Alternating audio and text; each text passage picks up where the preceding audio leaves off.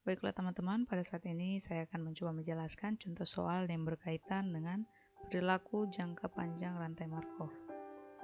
Sebelumnya perlu kita ketahui apa yang dimaksud dengan distribusi stasioner rantai Markov. Jika suatu rantai Markov irreducible, positif, rekuren, dan aperiodic, maka terdapat limit peluang limit n mendekati tak hingga dari Pij dengan n langkah sama dengan Pj lebih dari 0, yang bebas dari keadaan awal I, dengan Pj tunggal dan merupakan solusi positif dari Pj sama dengan jumlah dari Pi dikali Pij dan jumlah dari Pj sama dengan 1. Pj ini dinamakan distribusi stasioner dari rantai Markov. Jadi maksud dari teorema ini adalah dengan n mendekati tak hingga, makanya disebut dengan perilaku jangka panjang, suatu matriks transisi dari rantai Markov akan mendekati suatu Pj yang merupakan distribusi stasioner. Seperti kita lihat pada pembahasan sebelumnya, untuk menentukan suatu distribusi dari Xn sangat ditentukan oleh distribusi awal dari suatu rantai tersebut. Apabila distribusi awal diberikan, akan memungkinkan untuk memperoleh distribusi dari suatu Xn. Pada pembahasan di sini, distribusi Xn akan ditentukan tanpa memperhitungkan suatu distribusi awal rantai tersebut, khususnya n yang cukup besar, yaitu n mendekati tak hingga. Misalkan suatu distribusi stationary P ada dan memenuhi limit n mendekati tak hingga dari peluang dengan n langkah Xy sama dengan Py. Berdasarkan sifat ini akan diselidiki distribusi dari suatu Xn dengan X mendekati tak hingga akan mendekati P. Distribusi P ini sering disebut distribusi steady state atau steady state distribution. Kita akan masuk ke contoh soal. Sosiolog sering mengasumsikan bahwa kelas sosial dari suatu generasi dapat dipandang sebagai rantai Markov. Karena itu, pekerjaan seorang putra diasumsikan hanya bergantung kepada pekerjaan bapaknya, bukan pada kakeknya. Misalkan matriks peluang transisinya adalah seperti yang dapat teman-teman lihat matriks berikut, di mana 0 yaitu kelas bawah, 1 kelas menengah, dan 2 kelas atas. Tentukan dalam jangka panjang peluang seorang putra menjadi kelas bawah, menengah, dan atas. Untuk menyelesaikan permasalahan tersebut dapat kita menggunakan rumus yang tadi, yaitu P0, P1, P2 sama dengan P0, P1, P2 dikali dengan matriks peluang transisinya dengan P0 tambah P1 tambah P2 sama dengan 1. Dengan perkalian matriks dapat kita peroleh persamaan-persamaan berikut, yaitu P0 sama dengan 0,4 kali P0 tambah 0,05 kali P1 tambah 0,05 kali P2, begitu juga dengan seterusnya, ditambah dengan P0 tambah P1 tambah P2 sama dengan 1. Sehingga dengan aljabar dapat diperoleh P0 sama dengan 0,077, P1 sama dengan 0,096, dan P2 sama dengan 0,827. Dari sini dapat disimpulkan bahwa dalam jangka panjang peluang seorang putra menjadi kelas bawah 7,7%, menjadi kelas menengah 9,6%, dan menjadi kelas atas 82,7%. Selanjutnya tentang limiting probability. Untuk suatu rantai Markov, semua keadaan rekuren diklasifikasikan menjadi keadaan positif atau non-null rekuren atau null rekuren dengan memperhatikan μj kurang dari tak hingga atau μj sama dengan tak hingga, dengan μj nya itu jumlah dari n kali fjj dengan n langkah, yaitu rata-rata rekuren atau mean recurrent time untuk keadaan j.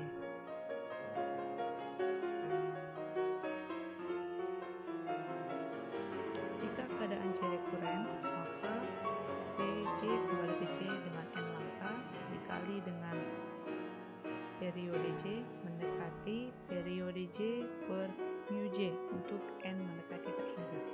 Sehingga jika rantai Markov-nya aperiodik, otomatis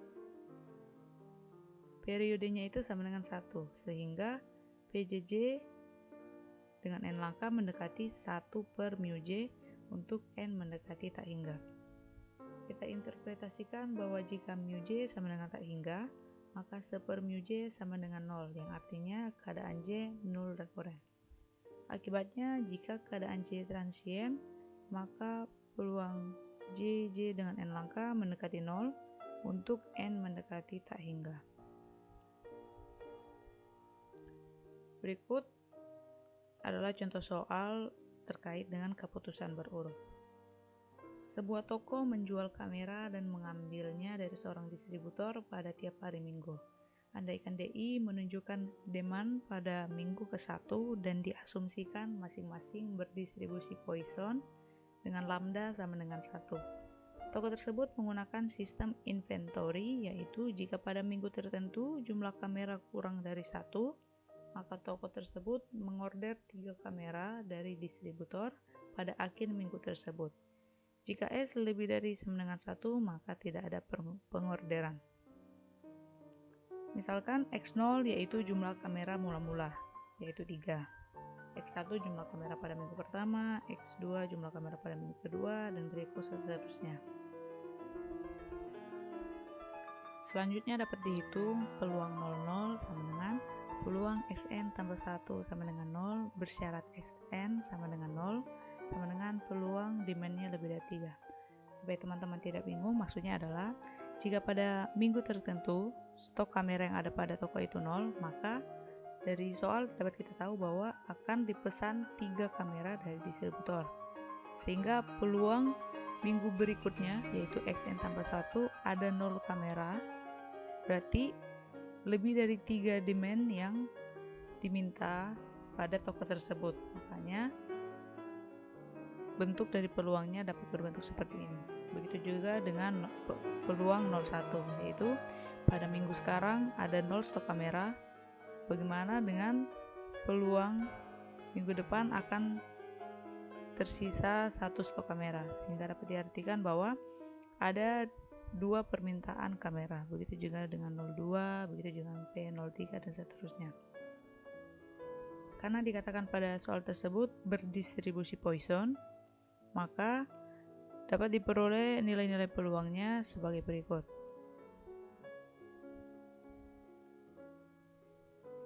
Setelah nilai-nilai peluang tersebut dapat dibentuk ke dalam matriks peluang transisi satu langkah,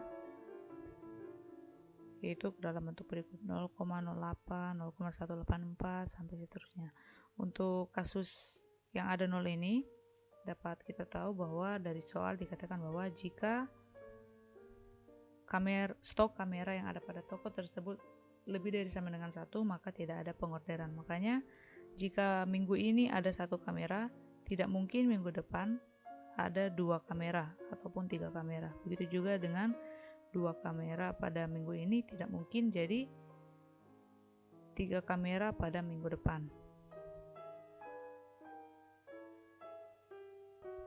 Dengan matriks probabilitas transisi satu langkahnya berikut, dapat kita cari matriks probabilitas transisi 2 langkahnya dengan mengalihkan P dengan P sehingga diperoleh matriks berikut. Dalam kondisi tertentu ingin dihitung peluang Xn sama dengan J, sehingga diperlukan kondisi awal yang didefinisikan sebagai berikut. PI0 sama dengan peluang dari X0 sama dengan I. Karena dari contoh diketahui jumlah kamera yang ada di toko mula-mula X0 sama dengan 3, maka kondisi awal contoh di atas adalah, seperti kita lihat bentuknya, I-nya itu 3, maka P3 0 sama dengan 1. Dengan syarat awal bahwa jumlah setiap Pi ini harus sama dengan 1, sehingga P0, P1, P2 itu nilainya 0. Dengan P0 yang nilainya 0, 0, 0, 1 akan dicari P1 dengan mengalihkan P0 dengan matriks probabilitas transisinya sehingga diperoleh 0,080, 0,184, 0,368, 0,368. Dari bentuk ini dapat kita lihat misalkan P3 dengan satu langkah 0,368 menyatakan bahwa probabilitas terdapat 3 kamera di toko tersebut minggu depan adalah 0,368. Begitu juga misalnya probabilitas terdapat 0 kamera minggu depan bernilai 0,08, terdapat 1 kamera 0,184, terdapat 2 kamera 0,368. Untuk mencari 2 minggu depan atau P2 sama dengan P satu langkah dikali P atau sama dengan P awal dikali dengan P pangkat 2. Sehingga dapat kita kalikan P0 yaitu 0001 dikalikan dengan matriks probabilitas transisi 2 langkahnya sehingga diperoleh 0,249, 0,286, 0,3 dan 0,165. Selanjutnya kita akan mencari distribusi stasioner, yaitu dalam jangka panjang berapa peluang akan terdapat 0 atau 1 atau 2 atau 3 kamera pada minggu tertentu. Matriks probabilitas transisi satu langkahnya yang dapat kita lihat berikut. Sama dengan contoh soal sebelumnya. Untuk mencari P0, P1, P2, dan P3, kita kalikan P0, P1, P2, dan P3 dengan matriks probabilitas transisi satu langkahnya. Dengan perkalian matriks diperoleh persamaan berikut, yaitu P0 sama dengan 0,08 P0 tambah 0,632 P1 tambah 0,264 P2 tambah 0,08 P3 dan seterusnya. Ditambah dengan persamaan P0 tambah P1 tambah P2 tambah P3 sama dengan 1. Sehingga diperoleh P0 sama dengan 0,286, P1 sama dengan 0,285, P2 sama dengan 0,264, dan P3 sama dengan 0,165. Sehingga dapat diketahui bahwa dalam jangka panjang peluang akan terdapat 0 kamera pada minggu tertentu sebesar 28,6%, akan terdapat 1 kamera 28,5%, akan terdapat 2 kamera 26,4%, dan akan terdapat 3 kamera 16,5%. Untuk expected recurrency time-nya dapat kita gunakan limiting probability tadi, yaitu mu dengan 1/0 dengan 1/0,286 sama dengan 3,5 minggu dan seterusnya. Untuk ini dapat kita artikan bahwa dalam 3,5 minggu rata-rata akan terdapat satu kali, di mana jika minggu sebelumnya terdapat 0 kamera, minggu sebelumnya juga akan terdapat 0 kamera. Begitu juga dengan mu11, yaitu dalam 3,51 minggu akan ada satu kali, di mana jika minggu ini stok kamera yang ada pada toko tersebut 1, begitu juga dengan mu22 dan mu33. Kira-kira itu yang dapat saya jelaskan mengenai materi tentang perilaku jangka panjang rantai Markov. Terima kasih atas perhatiannya.